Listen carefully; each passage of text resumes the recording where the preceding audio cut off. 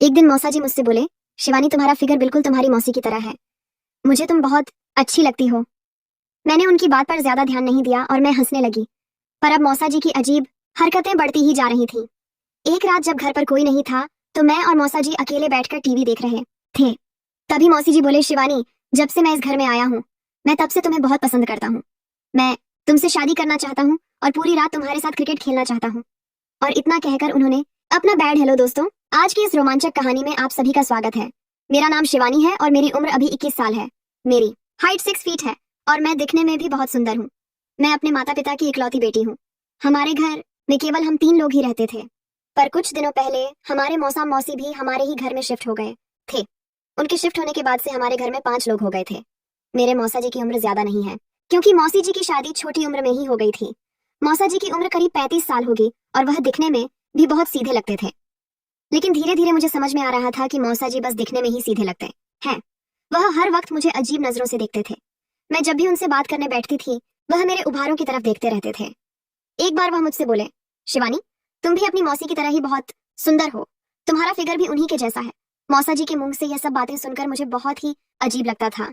कभी कभी मुझे लगता था कि यह सारी बातें मैं अपनी माँ को बता दूं। फिर मुझे यह भी पता था कि वह मुझ पर भरोसा नहीं करेंगी। पर धीरे धीरे मौसा जी की हरकतें बढ़ती ही जा रही थी। एक दिन मैं कॉलेज से आने के बाद अपने कपड़े चेंज कर रही थी, तभी अचानक से मौसा जी मेरे कमरे में आ गए। मैं उन्हें देखकर चौंक गई और बोली, मौसा जी आप यहाँ क्या कर रहे हो? वो बोले, मैं तो बस अपना मोबाइल फोन लेने आया था जो मैंने रिकॉर्डिंग ऑन करके तुम्हारे कमरे में ही रख दिया था। उन्होंने अपने मोबाइल में मेरी कई सारी वीडियोस दिखाई और बोले, अगर तुम चाहती हो कि मैं ये सारी वीडियो तुम्हारे दोस्तों को ना दिखाऊं तो अब से तुम वही करोगी जो मैं चाहता हूँ। मेरे पैरों तले जमीन निकल चुकी थी, पर अब मेरे पास और कोई रास्ता नहीं था। मैं वही करती थी जो मौसा जी मुझसे करने के लिए कहते थे। वह आधी रात को मेरे कमरे में आ जाते थे और मेरे साथ क्रिकेट खेलते थे। मुझे उनके साथ क्रिकेट खेलने बिल्कुल अच्छा नहीं लगता था, पर मैं और कर भी क्या सकती थी। मैं दिन भर कॉलेज से थकी हारी घर आती थी और पूरी रात उनके साथ क्रिकेट खेलती थी। मैं पूरे दिन परेशान रहती थी, पर जब मैं अपने दोस्तों के बीच रहती थी तो मुझे थोड़ा सा सुकून रहता था। मैं उस वक्त BA 3rd ईयर की पढ़ाई कर रही थी। मैं अपने कॉलेज की सबसे खूबसूरत लड़की थी और इस बात पर मुझे कॉलेज में अवार्ड भी मिला था। मेरी सुंदरता की वजह से मैं अपने पूरे कॉलेज में प्रसिद्ध थी। लड़के मुझसे बात करने की कोशिश किया करते थे। मुझे हर दिन 3-4 लड़के प्रपोज करते थे, पर मैं सबको मना कर दिया करती थी। एक दिन मेरी बेस्ट फ्रेंड ने मुझसे पूछा, शिवानी तुम हर किसी का प्रस्ताव क्यों ठुकरा देती हो? तुम किसी को हाँ क्यों नहीं बोलती हो? तुम्हें तो रोज ही इतने प्रपोज आते हैं और एक तरफ मैं हूँ जिसे कोई भी लड़का पसंद नहीं करता है। मैंने उससे कहा, मैं एक ऐसे लड़के को हाँ कहूंगी जो सिर्फ मेरी खूबसूरती देखकर नहीं बल्कि मेरा दिल देखकर मुझे प्रपोज करेगा। एक दिन की बात है, मैं अपने कॉलेज जल्दी पहुंच गई। अभी कॉलेज खुला भी नहीं था, इसलिए मैं कैंटीन में बैठकर वेट करने लगी। तभी मेरे सामने वाली टेबल पर एक हैंडसम सा लड़का आकर बैठ गया और उसने 2 प्लेट नाश्ता ऑर्डर किया।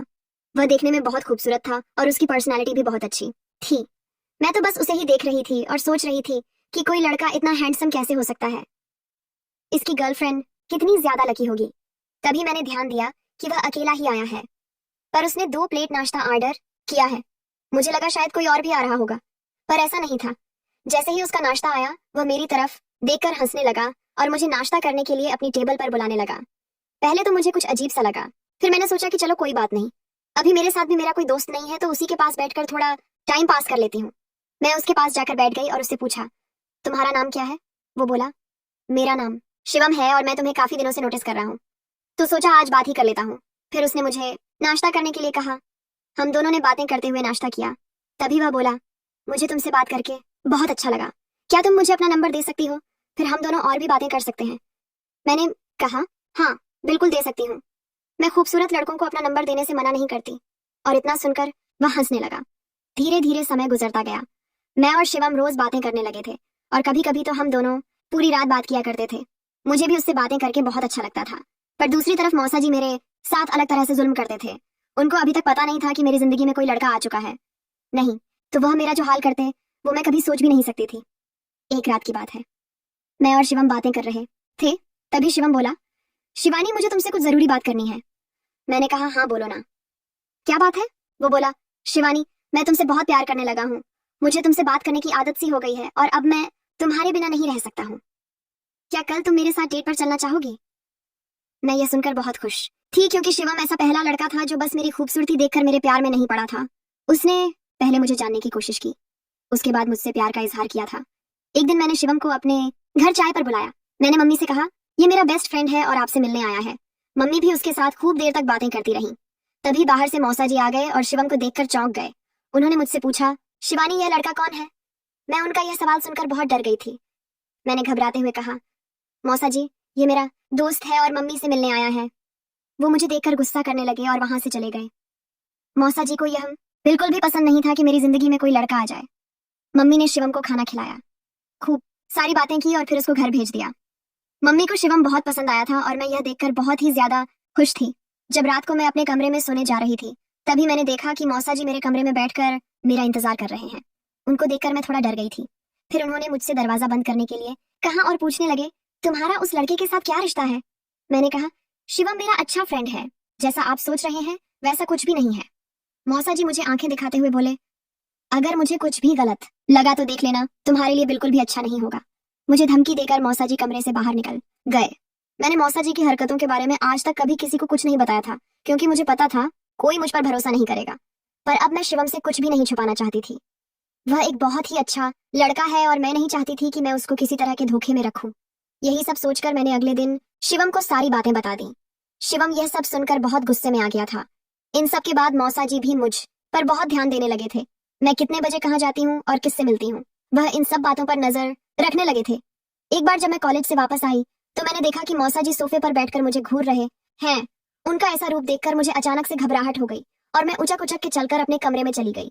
मुझको इस तरह से चलता हुआ देखकर मौसा जी को लगा कि मैं कुछ गड़बड़ करके आई हूँ। जैसे ही मैं अपने कमरे में पहुंची, उसके 5 मिनट बाद मौसा जी मेरे कमरे में आ गए। मैंने देखा कि मौसा जी आज बहुत गुस्से में है। मैंने उनसे पूछा, मौसा जी क्या हो गया है? वह बोले, तुम इस तरह से क्यों चल रही हो जैसे कि तुम किसी और के साथ क्रिकेट खेल कर आई हो? तुम्हें पता है ना कि मुझे ये सब नहीं पसंद है। क्या तुम चाहती हो कि मैं वह सारे वीडियो तुम्हारे दोस्तों को दिखा दूं?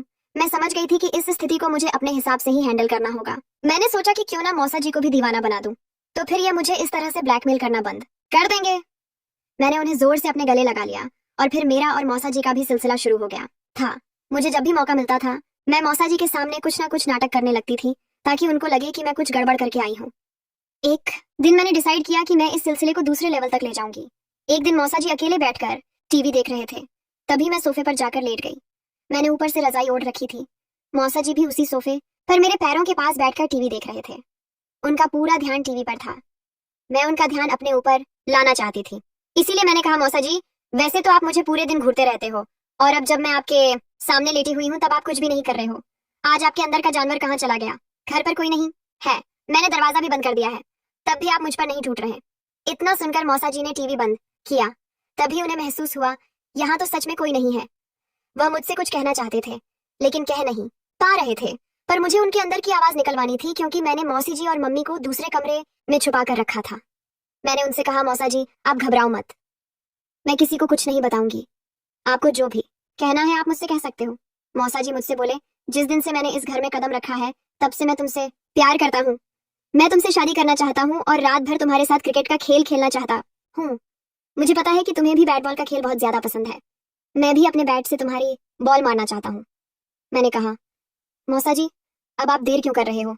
जल्दी से आओ, क्रिकेट खेलने की तैयारी करते हैं। जैसे ही उन्होंने बैट बाहर निकाला, मैंने तुरंत उठकर कमरे की लाइट जला दी और चिल्ला चिल्ला कर मम्मी मौसी को बुला लिया। मैंने हाथों मौसा जी को पकड़वा दिया था। अगर मैं मम्मी मौसी को सबूत नहीं देती तो मुझे पता था कि कोई भी मुझ पर भरोसा नहीं करता। मैंने मौसा जी की सच्चाई सबके सामने ला दी थी और ये सारा प्लान मैंने और शिवम ने मिलकर बनाया था। कमेंट करके जरूर बताइएगा कि आपको ये कहानी कैसी लगी। अगर आपको यह कहानी पसंद आई हो तो इसे लाइक करें और अपने दोस्तों के साथ भी शेयर करें। आगे भी ऐसी रोमांचक कहानियों के लिए हमारे चैनल को सब्सक्राइब करें और बेल आइकन दबाना ना भूलें।